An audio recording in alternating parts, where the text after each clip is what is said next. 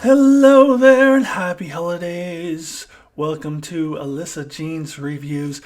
This is my full spoilery review for Spider-Man No Way Home. Just hit the theaters yesterday. And so if you have not seen this film, this is an absolute spoiler warning. Spoilers. You must not watch this video if you have not seen the film yet.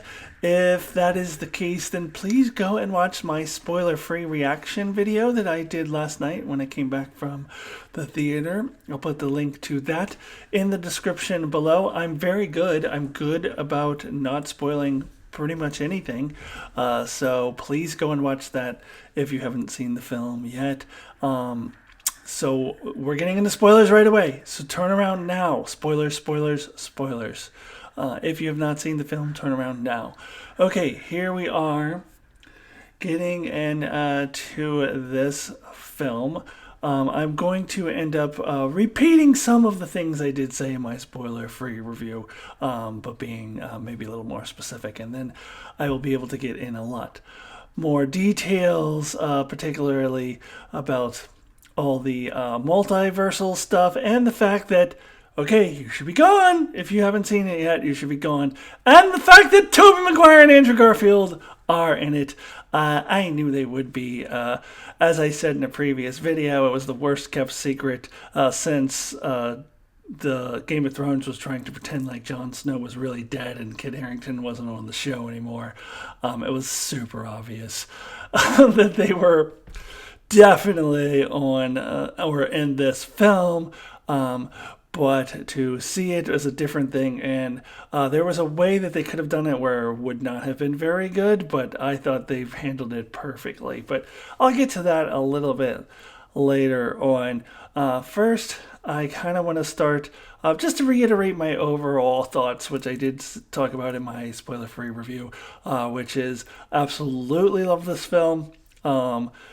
Not going to say it's the greatest movie, period, of all time. I'm not going to say necessarily this even the greatest superhero film of all time, but I feel like it's one of the best superhero films, and I'm willing to say that it's probably the best solo superhero film, or, you know, a film that has one hero in the title. I know a lot of the MCU films have multiple heroes in it, and Doctor Strange is in this one, but you know what I mean.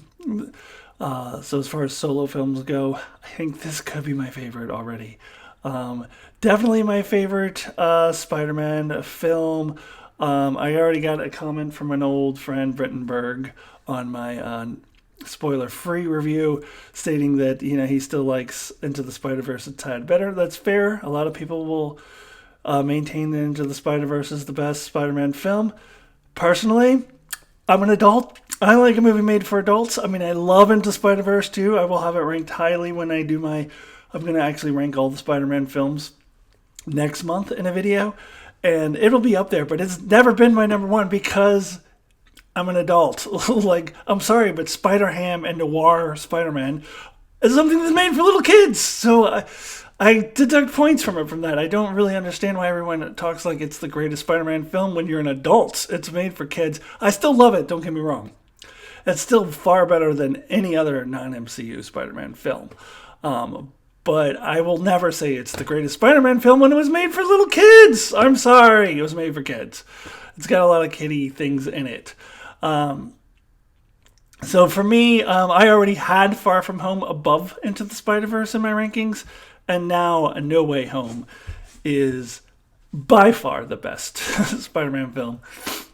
So I should get into some more of the details as to why that is. And I'm going to start with the acting and the characters in this film. So if I'm going to talk about the actors, then I have to start with the top 3 best things about this film. As I said in my spoiler-free review, Tom Holland, and Tom fucking Holland.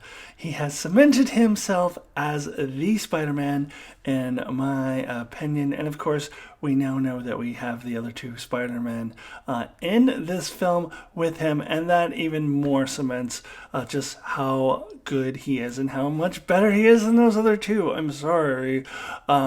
So Tom Holland's Spider-Man to me has always felt more relatable. He just seems like a real actual human being going through real actual human problems. I thought that after Far From Home, as he is struggling with his self-confidence, and the way that it was portrayed in that film felt very relatable, and how he was able to overcome the obstacles of that film by realizing that he can believe in himself, and that he will never be Tony Stark, but he can be his own hero. And that was beautifully done in that film. And now in this film, he's going through a character arc that the other two Spider-Man had already experienced, and the Andrew Garfield Spider-Man even talks about it in this film. And by the way, I'm just going to call him Andrew Garfield and Tom Holland and Tobey Maguire, because it'd get confusing to try to number them, Spider-Man 1, 2, and 3. So anyways, the other two Spider-Man had gone through that already, and that is the guilt of feeling like you caused the death of a loved one, someone who was dear to you. And which, by the way, I love when the three of them have that conversation together, with Tobey Maguire talking about Uncle Ben and Andrew Garfield talking about Gwen. So those other two had already been through it, but the way that Tom Holland plays it is just so much more relatable. Like, you can feel like it happened to you, more so than with those other two guys. And I think, though I love Andrew Garfield in this film, overall, in his own films, I think he plays Peter Parker as too much of a dick, and I didn't particularly like that. I don't know if that was his choice or the director's choice, but I didn't particularly like his rendition of Peter Parker in the Amazing Spider-Man films. So he's definitely the worst of the three, in my opinion. Tobey Maguire is more comic accurate. He looks more like Peter Parker. The Sam Raimi films in general are more comic accurate. He's solid, but I never felt I could relate to him the way that I do with Tom Holland. Tom Holland just has this vulnerability and realness to him that makes you want to connect to him, that neither of those other two actors have. And seeing them all three together really, really emphasizes that for me. And that's why I said in my spoiler-free review there's no debate. This film cements Tom Holland as Spider-Man, as the Spider-Man. You can compare and contrast by seeing all three of them together. And I really, really enjoyed that, which I'll get into a little bit more in a few minutes. But it's Tom Holland's performance as Peter Parker and as Spider-Man, and the vulnerability that he brings to the screen and relatability is just phenomenal. So his character journey in this film was phenomenal, and he had a couple, at least 2 or 3 really emotional moments. Of course, there's Aunt May's death. R.I.P. To me, I don't know. You go back and watch the, Uncle Ben death scene in the original Spider-Man. It plays a little corny. This was real. This felt like you're actually losing your aunt, and you feel like you caused your aunt's death. This was real. Fantastic. But man, was there tears going down my face? Absolutely. It was so fucking sad. But in a brilliant way, because it was so well played by both actors. Just magnificent. And then there's a couple teary-eyed scenes with MJ. The first one I'm going to talk about when I get into Zendaya, because I think she shines in that. But a really emotional scene at the very end, when Peter Parker is planning to spill the beans to MJ and try to reconnect in their relationship, and when he sees the Band-Aid on her head and realizes that that she got that from him, and decides, you know what, I'm not going to cause these people any more harm. They got into MIT, they're happy. Me being in their life is just going to put them at risk, and they're not going to be as happy. So him making that decision was another very, very emotional scene for me. And Tom Holland was absolutely phenomenal in that scene. He doesn't have to say anything. You just see the look on his face and you know the decision he's made. It's just such great acting. Such great acting. I don't care what anyone says. He is Peter Parker. He is Spider-Man. Always will be. Now, let me talk a little bit about Zendaya while I'm talking about the actors and actresses and characters. Zendaya as MJ. I think she really stepped up in Far From Home. You know, in Homecoming, she was, you know, more of a background character. She was just getting her feet on the ground. But Far From Home, she really stepped up. And this film, next level, just as I said for Tom Holland, next level stuff. For her, and in particular the scene where she realizes, you know, she's not going to remember who Peter is. So heartbreaking. Oh my God, that's another. I think 3 or 4 times at least tears were going down my eyes. But it was her performance in that scene particularly that really grabbed me. And I love her portrayal as MJ overall. Just she's got that, you know, that witty sarcasm that she's had. But I love how loyal she is to the end, and how honest she is, and just like saying things like, "Hey, you know, maybe next time you want to break the multiverse, you talk over with me first." And she's not mad about it. She's not reaming him out. She's just like, just for future reference, you know, I care about you, I love you, and you got to trust me. And Peter Parker's like, okay, but I really adore that portrayal of MJ from Zendaya. And as I said in my spoiler-free review, I'll watch anything Zendaya is in. She's so good. So good. Now, let me get into a little bit of the other actors and performances. Marisa Tomei. Was not expecting this. Usually she's a kind of more of a side character in the Spider-Man films, but she really steps up to the plate. And yes, I know she dies halfway through the movie. I wasn't able to say that to the spoiler-free folks, but she does die a little more than halfway through the movie. But while she is in it, she is absolutely fantastic, as we really get the sense of Aunt May as a truly good person, and we see where Tom Holland has gotten his moral core, and why he struggles so much with always wanting to do the right thing. Comes directly from his Aunt May, who, in the end, even when she was dying, still told Peter Parker that they did the right thing helping those people, because that's what we do. We help people. So good. And she, of course, gets to deliver the classic "with great power comes great responsibility" line, which had been missing from the MCU. We don't really know what happened with Tom Holland's Uncle Ben. So Uncle Ben gets name dropped in an episode of What If. I think it was the zombie episode, even though that's an alternate universe that is still based off of the Tom Holland Spider-Man. Like at a certain point in time, they would have had the same events before the zombies came.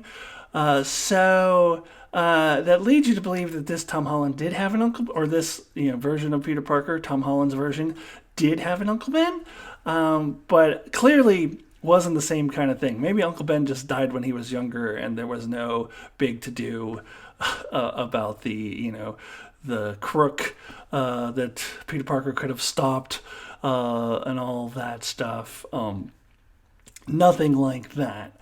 So, because he clearly never got the great power with great responsibility line until this one.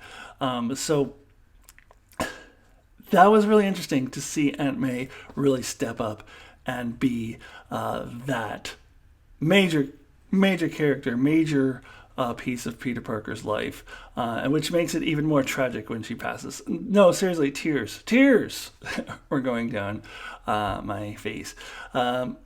Now let me go ahead and talk about some of those alternate universe characters that come in because boy did I love them. Okay, so first let me talk about the villains that come in. And before I talk particularly about the characters, I just want to say overall that my biggest complaint about Spider-Man 3, or one of them, Spider-Man 3 was a piece of junk. The original Sam Raimi Spider-Man 3 is what I'm talking about. Was that there was too many villains. Amazing Spider-Man 2, same thing.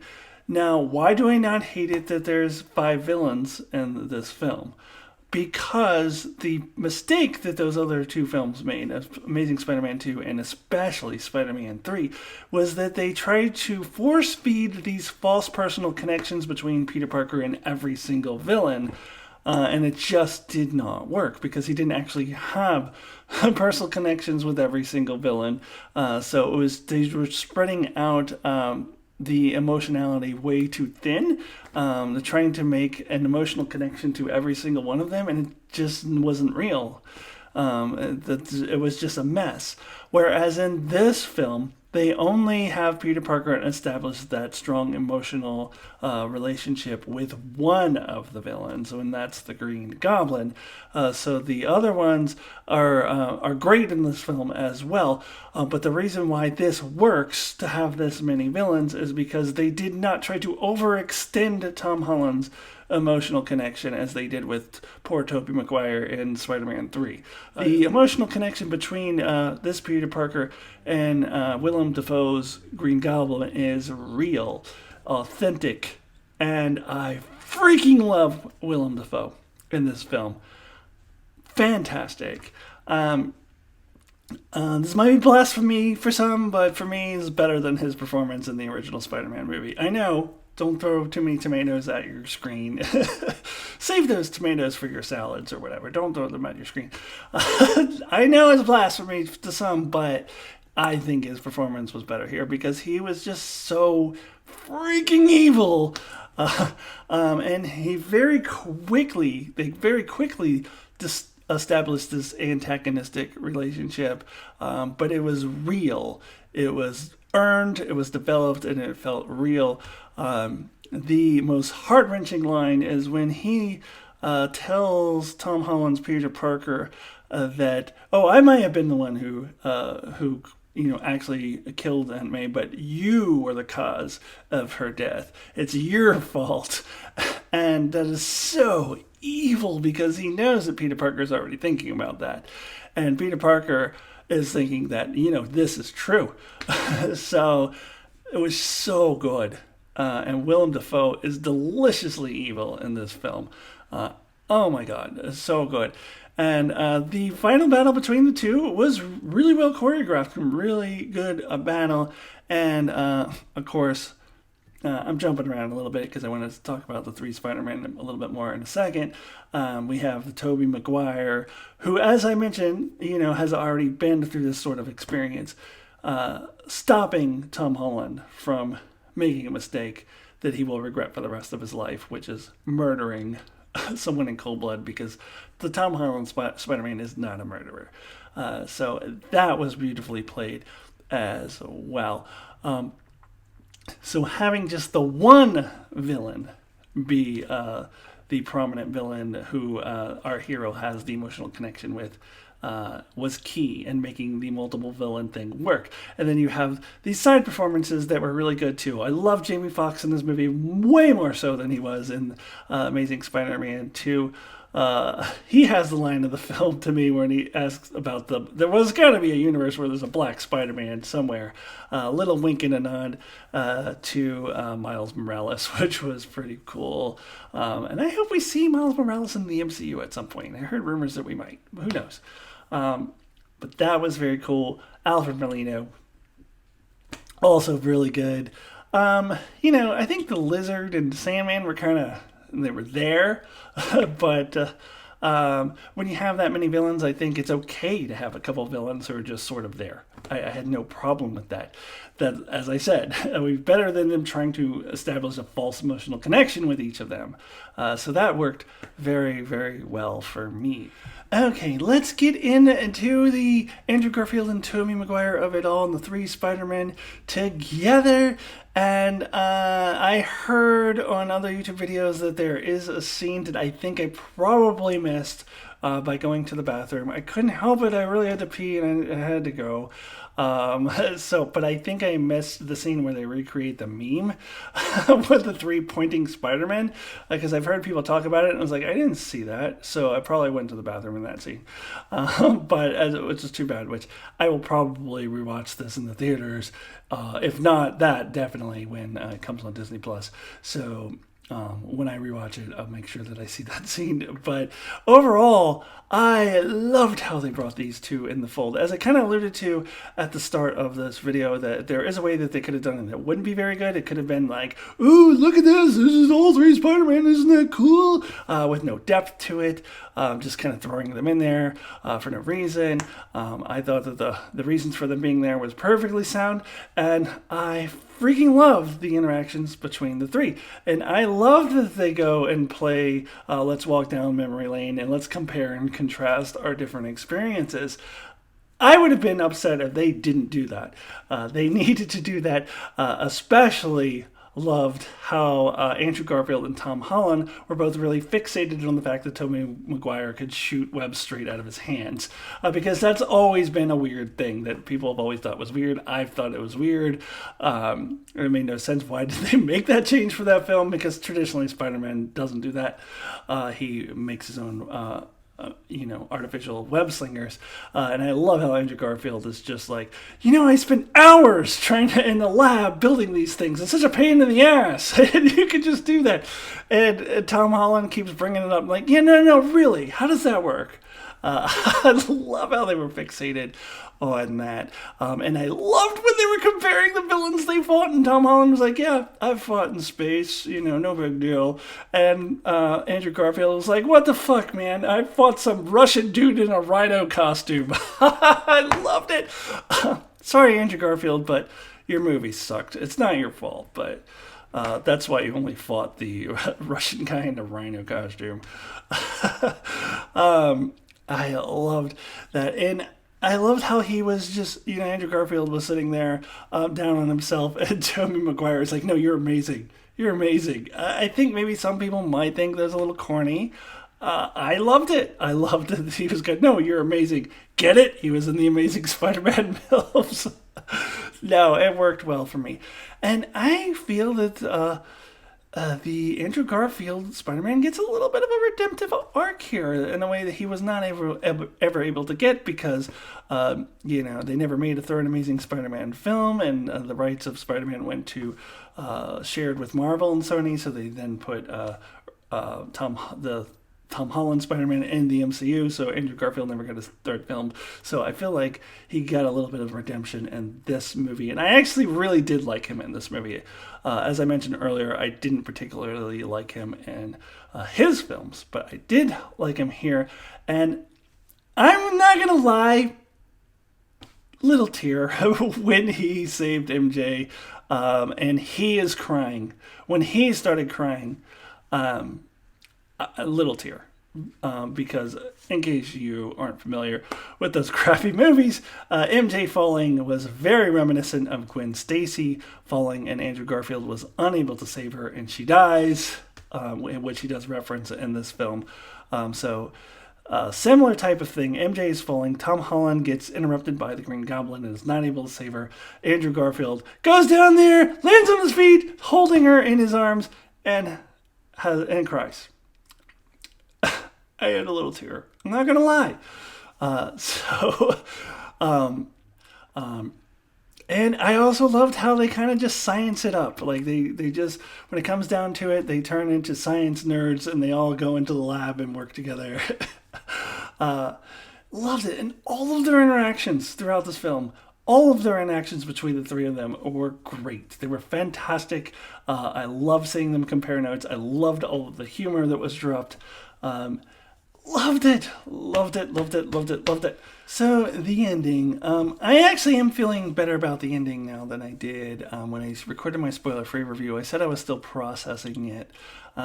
So one of the things I was processing is what does this mean for the future of the MCU? They now have an out where Tom Holland does not have to interact with any of the other MCU characters.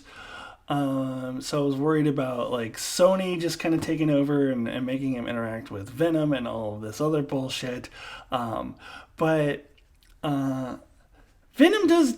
I'll get to the post-credit scenes in a minute, but Venom does go back to his own universe, so that might not happen, and we might be able to still have a solid Tom Holland in the MCU. So maybe those fears are not warranted. And when I think about it, they didn't change history so that Spider-Man never existed. Like the fiasco that was the end of Fringe. Remember that show Fringe, season 3? Not to spoil that, but it was an old show. It was a long time ago. That sort of thing where, suddenly he doesn't exist and you have all sorts of time paradoxes and it just doesn't make sense. So it wasn't that. It was just that people's memory of him were erased. Now, I had the question, which I have also heard asked by other people, what about the paper trail?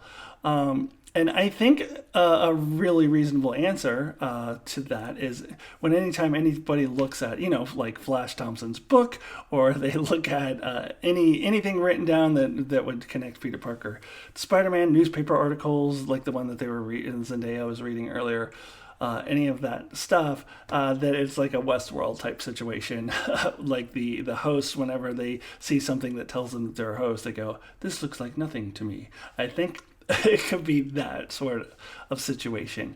It's a little bit of a stretch, but I'm going to go ahead and buy it. And I would prefer that much more over, just a time travel thing where he's just erased out of existence. And I do believe that I think the Doctor Strange is going to be aware that by saving, in order to save our universe, he had to do some kind of forgetting spell related to Spider-Man in some way, but he doesn't remember what it is, and he's going to go out of his way to not try to remember what it is, because he will know that if he remembers, or if other people remember, then that could cause problems. And he won't know specifically what it is, but I do believe that he's going to have the awareness that there was some sort of forgetful spell that he cast related to Spider-Man in some way, and that's all he's going to think about. That's what I think, but we'll see. Let me touch on those post-credit scenes. So the first one with Venom, I'm going to admit I never seen those Venom movies. It's because I really don't care about Spider-Man villains detached from Spider-Man, especially when everyone says they're not very good. All the reviews I ever hear for those films are that they aren't very good, yet people still obsess over them, make videos over them, but just trash them and say how bad they are. So I have not ever been motivated to watch those films.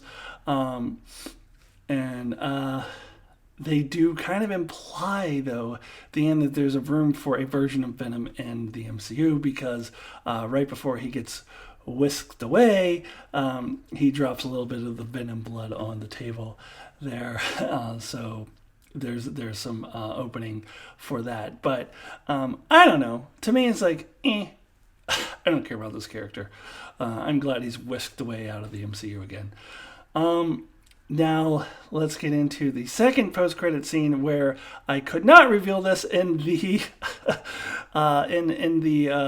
spoiler-free review that I did, which is that it was a straight-up trailer for Doctor Strange in the Multiverse of Madness. And when I was talking about it in my spoiler-free review, I was like, oh, they did something that I don't think any other film has done. Oh, wait. And then I remembered they did do this for the Avengers, the original Avengers film, I believe. And I can't remember, was that Captain America, the first Avenger, that they did that in? So they have done it before, where they've shown a trailer as the post-credit scene. But it's been a while. And I don't know if people are going to feel shorted or disappointed. I loved that they did that. I would much rather get that than just like one scene from Doctor Strange in the Multiverse of Madness, as we got with at the end of the first Doctor Strange film, we get the Thor Ragnarok scene. I actually prefer just give me a trailer, and lot to talk about with that. I'm not going to really go deep into it, but we get like an evil Doctor Strange, which may or may not be the same one from What If, which is very interesting to me. We also get Wanda, and we know she was going to be in this movie, but I found it interesting that he goes up to her and she's like, "Oh, I'm so sorry about that whole thing," and he's like, No, I don't care about Westview. I want to talk multiverse with you.